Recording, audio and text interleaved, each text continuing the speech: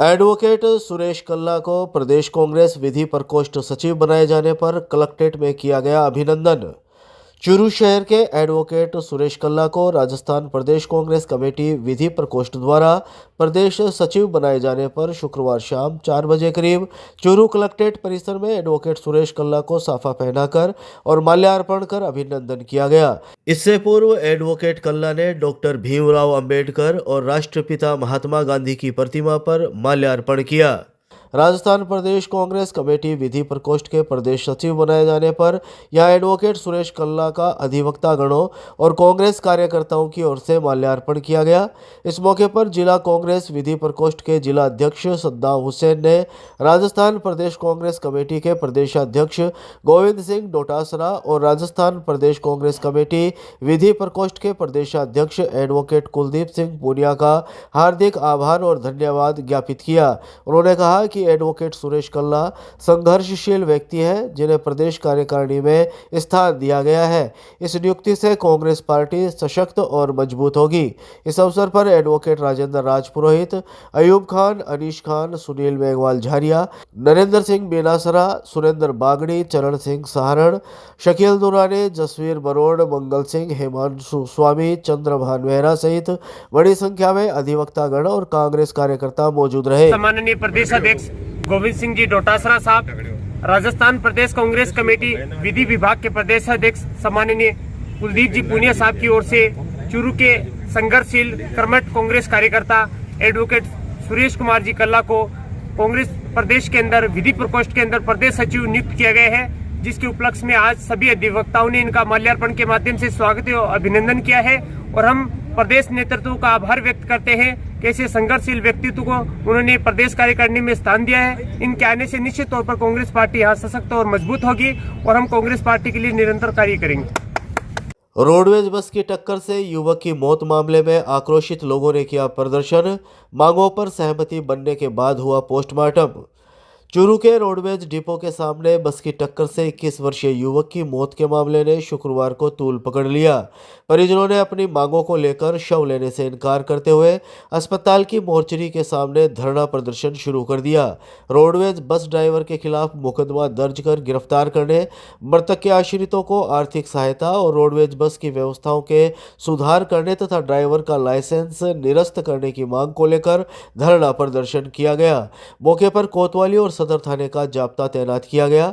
करीब 2 घंटे के प्रदर्शन के बाद कोतवाली सीआई सुखराम चोटिया की अगुवाई में तहसीलदार और रोडवेज के अधिकारियों ने धरना प्रदर्शन कर रहे लोगों से वार्ता की।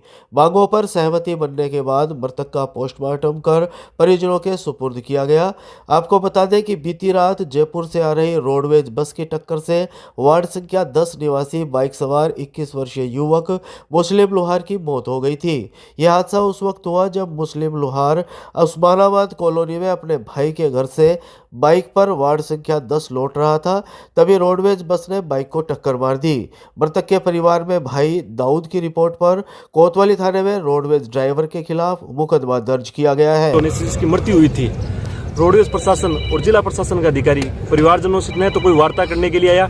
रोडवेज प्रशासन इतना लापरवाह है कि हर महीने एक एक्सीडेंट वहाँ होता है, किसी न किसी व्यक्ति की जान जरूर जाती है। रोडवेज विभाग के ड्राइवर के द्वारा 1 साल पहले अलाउद्दीन खान जी के लड़के की एक्सीडेंट यहीं हुआ था।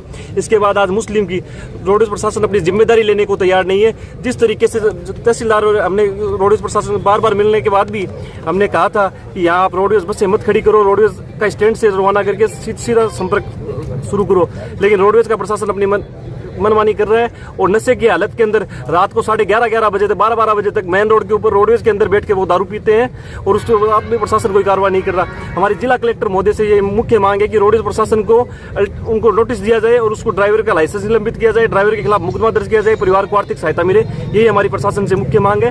और रात को घटना होने के बाद अभी तक प्रशासन का कोई व्यक्ति हमारे साथ वार्ता करने के लिए नहीं आ रहा है। कल रात्रि को 7:30 बजे मुस्लिम लोहार नाम का व्यक्ति था, वो मोटरसाइकिल था और रोडवेज बस की टक्कर से उसकी मौत हो गई। डेड बॉडी को मोर्चे पर रखने के बाद में आज सुबह डेड बॉडी लेने से इनकार किया और कुछ उन्होंने अपनी मांगें रखी, जिस मांगों पर तहसीलदार जी और रोडवेज के प्रतिनिधि आए और बैठ के वार्ता हुई। वार्ता में उनकी जो बाजी मांगी थी, उन पर सहमति बनी और पोस्टमार्टम करवा कर डेड बॉडी को सुपुर्द कर रहे हैं। क्या मांगे हैं? उनकी मुख्य मांगे थी कि एक तो राज्य सरकार को मुआवजे के लिए प्रस्ताव भिजवाया जाए, एक जिस ड्राइवर ने एक्सीडेंट किया उसको सस्पेंड किया जाए, उसके लाइसेंस को सस्पेंशन किया जाए और उसके खिलाफ मुकदमा दर्ज करके उसके खिलाफ कार्रवाई की जाए। और रोडवेज की जहाँ बच्चे का ठहरा हुआ है वहाँ एक कमेटी बनाकर उनके ब्रेकर वगैरह बनाकर वहाँ व्यवस्था बनाई जाए। सुभाष चौक पर ऑपरेशन खुशी के तहत बाल श्रमिक का किया रेस्क्यू, नियोजक के खिलाफ कोतवाली थाने में मुकदमा दर्ज। चूरू जिले में गुमशुदा भिक्षावर्ती व बाल श्रम करने वाले बालकों की तलाश और पुनर्वास के लिए चलाए जा रहे ऑपरेशन खुशी अभियान के तहत मानव तस्कर विरोधी यूनिट ने चूरू के सुभाष चौक पर कार्रवाई की है। मानव तस्कर विरोधी यूनिट के द्वारा यहां एक 13 वर्षीय बालक को बाल श्रम से मुक्त करवाया गया। यूनिट के द्वारा नियोजक के खिलाफ कोतवाली थाने में मुकदमा दर्ज करवाया गया है। मानव तस्कर विरोधी यूनिट की प्रभारी अलका बिश्नोई ने शुक्रवार शाम 6 बजे करीब बताया कि शहर के सुभाष चौक पर AM किराना स्टोर पर एक 13 वर्षीय नाबालिग बाल श्रम करते हुए पाया गया। नाबालिग से 5,000 रुपये मासिक में प्रतिदिन दुकान में 9 घंटे मजदूरी करवाई जा रही थी। नाबालिग का रेस्क्यू किया गया। दुकान मालिक 51 वर्षीय सज्जन कुमार अग्रवाल का यह कृत्य बाल श्रम अधिनियम JJ एक्ट और BNS की धाराओं में अपराध पाए जाने पर कोतवाली थाने में मुकदमा दर्ज करवाया जाएगा। नाबालिग को रेस्क्यू करने के बाद बाल कल्याण समिति के समक्ष पेश किया गया। के नेतृत्व में मानव तस्करी यूनिट पूरे चूरू जिले में नाबालिग बच्चे जो गुम है उनकी दस्तयाब के लिए तथा जो नाबालिग बच्चों को बाल श्रम कराया जा रहा है विभिन्न जगह पर, उसी के तहत आज सुभाष चौक कोतवाली थाना इलाके में एक अग्रवाल किराना स्टोर है, वहाँ से छोटे बच्चे को रेस्क्यू किया है। इसको CWC में भी पेश कर परिजनों को सुपुर्द किया है। कोतवाली थाने में इस संबंध में मुकदमा दर्ज कराया जाएगा। NH52 ढाडर टोल के पास डोडा पोस्ट तस्करी के मामले में गिरफ्तार आरोपियों को कोर्ट में किया पेश, भेजा जेल। चूरू के NH52 ढाडर टोल के पास ट्रक से डोडा पोस्ट तस्करी के मामले में गिरफ्तार आरोपियों की रिमांड अवधि पूरा होने के बाद शुक्रवार को पुलिस ने उन्हें चूरू के ADJ कोर्ट में पेश किया, जहां से दोनों आरोपियों को न्यायिक अभिरक्षा में जेल भिजवा दिया गया है। मामले की जांच कर रहे रतन नगर थाना अधिकारी रामकरण सिद्ध ने शाम 4:30 बजे करीब जानकारी देते हुए बताया कि SP जय यादव के निर्देश पर जिले में ऑपरेशन फ्लश आउट चलाया जा रहा है, जिसके तहत सदर थाना पुलिस की टीम ने 3 दिन पहले ढाडर टोल नाका के पास नाकाबंदी की थी। इस दौरान एक संदिग्ध ट्रक की तलाशी ली गई तो उसमें 4 किलो 173 ग्राम डोडा पोस्ट पाया गया। इस पर पुलिस ने ट्रक सहित डोडा पोस्ट जब्त कर लिया और पंजाब के शाहपुरा निवासी भूपेंद्र सिंह और गुरनाम सिंह को गिरफ्तार कर लिया। गिरफ्तार दोनों आरोपियों को कोर्ट में पेश कर रिमांड पर लिया गया था।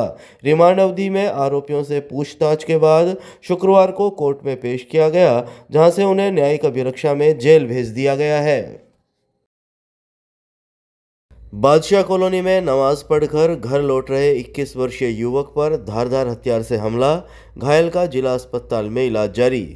चूरू शहर के बादशाह कॉलोनी में शुक्रवार को जुम्मे की नमाज पढ़कर घर लौट रहे 21 वर्षीय युवक पर धारदार हथियार से हमला करने का मामला सामने आया है।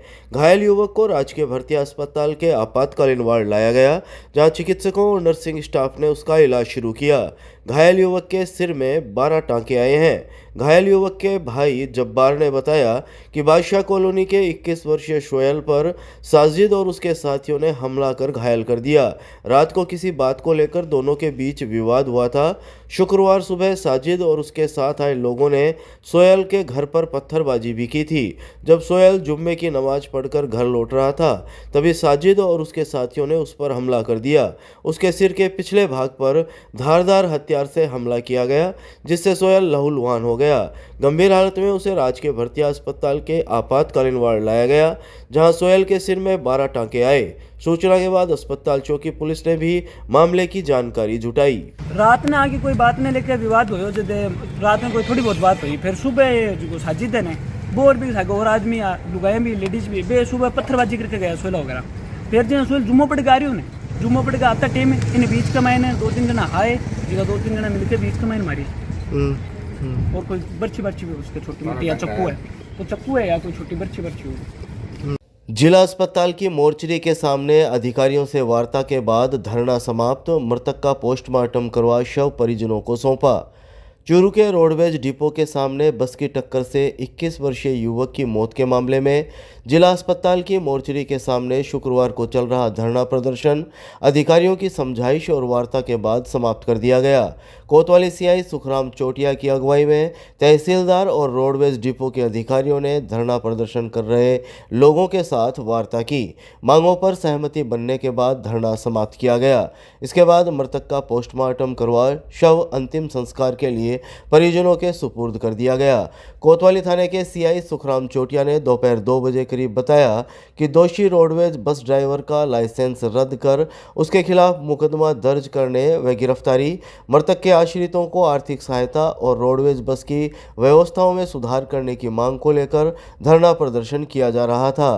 तहसीलदार और रोडवेज के अधिकारियों ने धरना प्रदर्शन कर रहे लोगों से वार्ता की। मांगों पर सहमति बनने के बाद मृतक का पोस्टमार्टम कर परिजनों के सुपुर्द किया गया। उन्होंने बताया कि बीती रात जयपुर से आ रही रोडवेज बस की टक्कर से वार्ड संख्या 10 निवासी बाइक सवार 21 वर्षीय युवक मुस्लिम लुहार की मौत हो गई थी। परिजनों ने मृतक का शव लेने से इनकार करते हुए यहां धरना प्रदर्शन शुरू कर दिया था। इधर मृतक के भाई दाऊद की रिपोर्ट पर कोतवाली थाने में रोडवेज बस ड्राइवर के खिलाफ मुकदमा दर्ज किया गया। मुस्लिम लुहार नाम का व्यक्ति था, वो मोटरसाइकिल था, रोडवेज बस की टक्कर से उसकी मौत हो गई। डेड बॉडी को मोर्चे रखने के बाद में आज सुबह डेड बॉडी लेने से इनकार किया और कुछ उन्होंने अपनी मांगें रखी, जिस मांगों पर तहसीलदार जी और रोडवेज के प्रतिनिधि आए और बैठ के वार्ता हुई। वार्ता में उनकी जो वाजिब मांगे थी उन पर सहमति बनी और पोस्टमार्टम करवा कर डेड बॉडी को सुपुर्द कर रहे हैं। क्या मांगे हैं? उनकी मुख्य मांगे थी कि एक तो राज्य सरकार को मुआवजे के लिए प्रस्ताव भिजवाया जाए, एक जिस ड्राइवर ने एक्सीडेंट किया उसको सस्पेंड किया जाए, उसके लाइसेंस को सस्पेंशन किया जाए और उसके खिलाफ मुकदमा दर्ज करके उसके खिलाफ कार्रवाई की जाए। और रोडवेज की जहाँ बसें का ठहरा हुआ है वहाँ एक कमेटी बनाकर उनके ब्रेकर वगैरह बनाकर वहाँ व्यवस्था बनाई जाए।